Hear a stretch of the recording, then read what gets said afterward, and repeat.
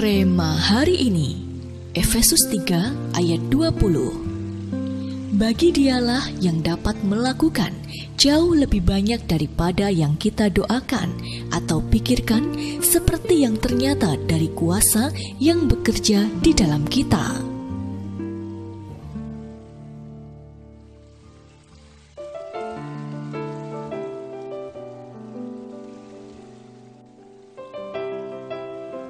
Dalam sebuah permainan strategi game online, terkadang kita dihadapkan pada situasi yang sangat terjepit. Kita mati kutu dan tidak bisa melangkah ke kanan, ke kiri, bahkan untuk mundur sekalipun. Pada saat itulah, kita dipaksa untuk menyerah. Begitu jugalah kenyataan yang ada di dunia.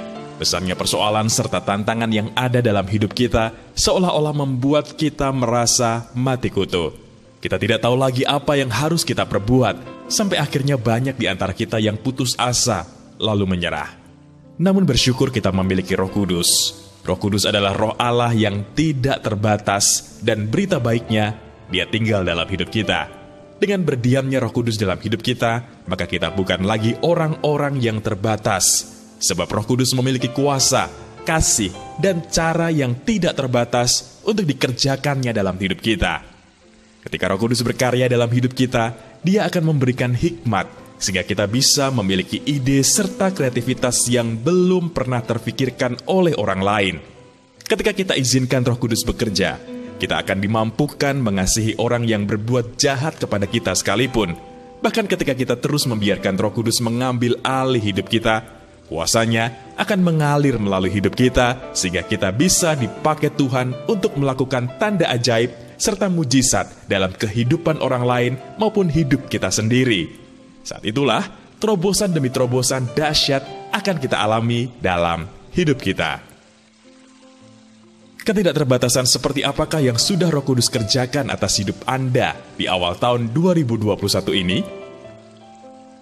Hal apakah yang terkadang masih membuat Anda sulit untuk sepenuhnya menaruh hidup Anda ke dalam tangan Roh Kudus? Setelah merenungkan renungan hari ini, langkah seperti apakah yang akan Anda lakukan sehingga kuasa, kasih, dan cara yang tanpa batas dari Roh Kudus dinyatakan sepenuhnya atas Anda?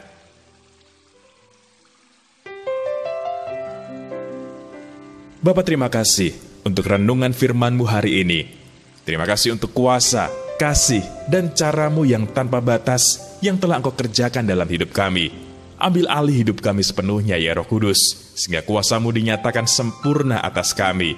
Terima kasih Tuhan. Di dalam nama Tuhan Yesus, kami berdoa. Amin.